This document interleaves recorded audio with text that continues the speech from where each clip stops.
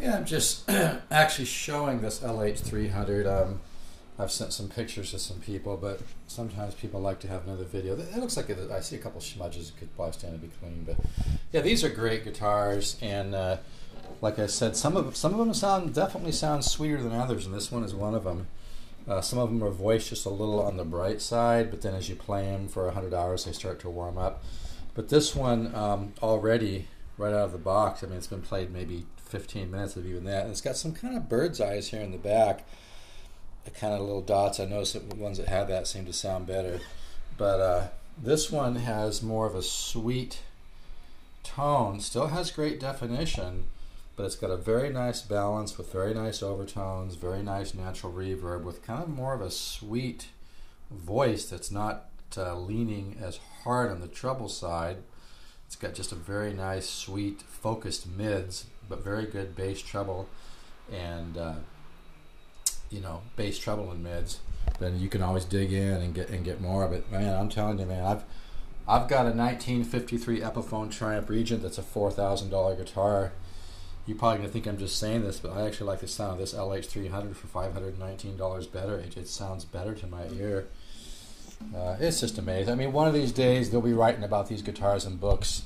People will be like, why didn't I grab one? But you know, sometimes people don't see what's right under their nose. So that's why I suggest to my clients, you grab these while you can. And I really feel you've got something very, very special here.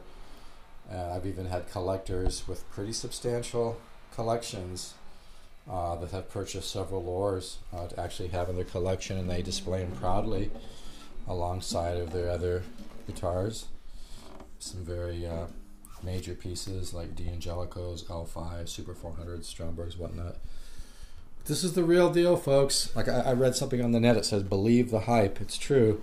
They did a really good job on these. They didn't cut corners. They spent the money on research and development. They studied the old Gibson L5s from 1929. They studied the old Masterbuilt Epiphone stuff from New York. You can see these bird's eyes here. This really has a sweet sound. They brought in violin carvers. They actually brought in violin carvers too from different places in Europe. They really did their homework, and it really shows. But yeah, this one really has a nice tone. And with me, like I said, you know exactly what you're getting. And this is a good one. So anyway, just wanted to show it here. And I could, if you want me to, I took about 9 pictures this morning. I can send you some pictures of it if you'd like. But yeah, all guitars are not created equal. Like as I'm speaking, I can actually hear my voice reverberating inside the guitar. That's incredible from, like, you know, 3.5 feet away.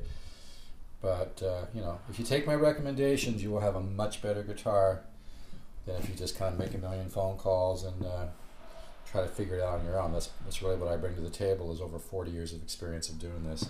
This one has a great setup, really, really nice and easy to play. Not too easy to play, just right. Really, really nice box. So anyway, I've only got one of the, I can barely keep these in stock. I've only got one of these right now, and like I said, I sell a lot of Lures, probably more than anybody, and this is probably one of the, I've probably sold, you know, I don't know how many of these I've sold. I've sold a lot of them, and this would probably be in the top 2 or 3 of them, definitely, in terms of sound. So, all right, Steve, 714-548-0385. You could use a great arch top that sounds like you spent a ton more money. I would suggest grab this one. All right. Thank you very much. Take care.